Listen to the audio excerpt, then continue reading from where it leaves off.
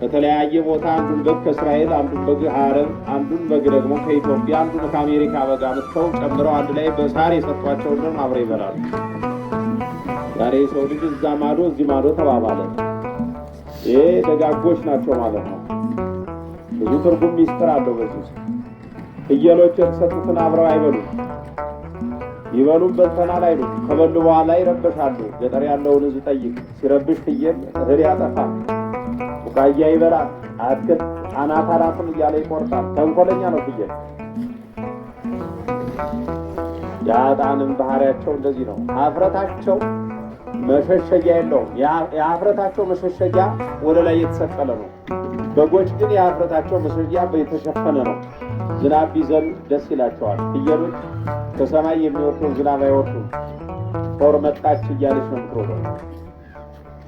እንደገና የተሰጡትን አብረው አይበሉም። የኃጥአንም ባህሪያቸው በፍቅር መኖር አይችሉም። ይቅበዘበዛሉ። ተቅበዝባዦች ናቸው፣ ክፉ ሰዎች ማለት ነው። ስለዚህ ኃጥአን ይፈረድባቸዋል፣ ጻድቃን ግን ይፈረድላቸዋል።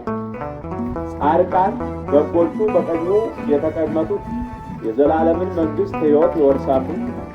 ኃጥአን ግን የዘላለምን ስቃይን ይወርሳሉ። ርጉማን ይባላሉ። የተረገሙ ሰዎች ባሉበት ሁሉ ይሰበሰባሉ። ከተረገሙት ተርታ እንዳንሰለፍ እግዚአብሔር እሱ ይፍቀድልን። ወገኖቼ፣ እግዚአብሔር ሰዎች ለሚያልፈው ዓለም ብላችሁ አትስገብገቡ። ለሚያልፈው ዓለም ብላችሁ ቸልተኞች አትሁኑ። ለሚያልፈው ዓለም ብላችሁ እባካችሁ ነፍሳችሁን ትታችሁ ለሥጋችሁ አትገዙ። ሰው ዓለሙን ቢነዳ ቢገዛ ስለ ነፍሱ ካላተረፈ ምን ይረባዋል? ምን ይጠቅመዋል? ይላል እግዚአብሔር። ቦታ ላይ በርካታ የካንሰር ታማሚዎች የተፈወሱትን ታሪክ ብናገር ጊዜ አይበቃንም። አንድ ሕፃን ልጅ ከ3ኛ ፎቅ ወርቆ ወደ ሚኒሊክ ሆስፒታል ከሚኒሊክ ወደ አለርት ሪፈር ተደርጎለት ከዛም የአቡነ ሐራ ድንግል ጸበልና እምነት አለርት ሆስፒታል ሄዶ ልጁ ይሞታል ተብሎ የተፈረደበት ከሞት እንደተነሳ በዚህ አቡነ ሐራ